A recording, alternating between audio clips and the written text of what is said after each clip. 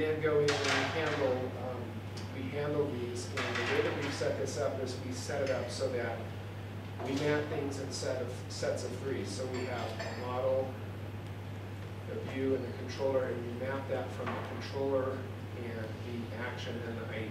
And so the first, second, and third go into the first set, the fourth, the fifth, and the sixth one go into the second set. And so that gives us the ability to extend that URL infinitely in sets of 3, and gives us a URL that can actually perform a join request. And this is kind of the end of our routing file, and so you can see here that we've also included a taxonomy so that we can use some stuff. This is from the XS cat tag on tag swap. And if you are using a taxonomy, then your URLs would probably not map to a model view controller pattern. They would just be, you know, like home, about us.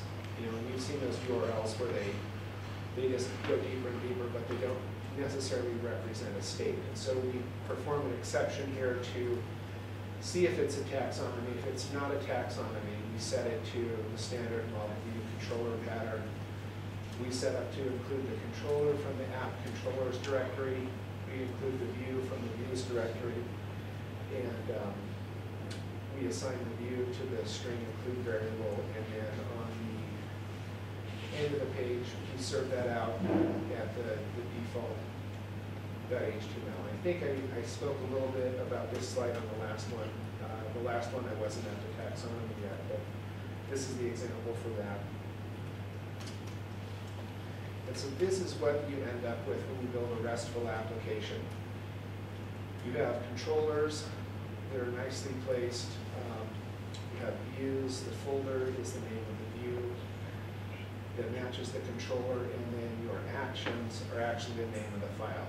And so what we do is we use lasso script in the controllers and the models. We use square brackets in the HTML files so that the designers can get in and work with those.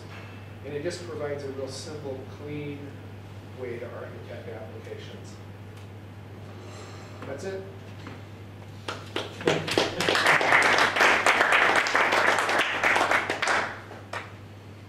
You guys have any questions? How do you tend to specify the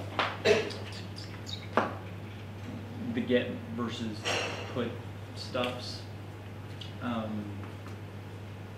I guess beyond the obvious like form submits, but I mean in other like calls, how do you find yourself doing it? I've just been doing it all in the views. Okay. Yeah, I don't have anything that takes requests and converts them or changes anything about them on the fly. Okay. Yeah.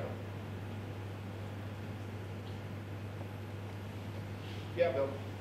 Do you actually constrain the requests coming in to, so when a get comes in, that's trying to do a post type action, do you actually make sure it's a post and not a get? Not right now, but that's something that I'm looking at. And in the slide that I showed with the @begin file, there's other stuff that I should have in there. I should be disallowing any requests to my application directory, and then, like Bill mentioned, making sure that that would be in the header, making sure that the header matches the request type. Is that right? That's one way. Yeah. Okay.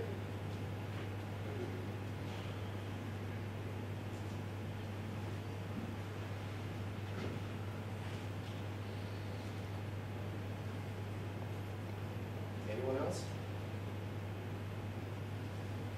So what's the advantage of doing it this way versus just straight out mapping one-to-one the URL to the file on disk?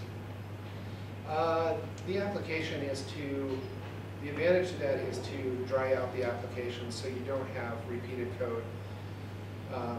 If you put the common components in the directory for the views, then you've got the layouts that just match the view that's tied to that request, and What it does is it just really cleans it up. It's really readable. You always know where everything is at. And you guys have all taken over projects from people where you've got gobs of lasso files, and you just spend all this time looking around to try and find where everything is at, and what I call chasing includes. All spent dozens of hours chasing includes and trying to remember how everything goes together. And so, for me, the big advantage is the readability and the constraints, the conventions, and that's what I like about it.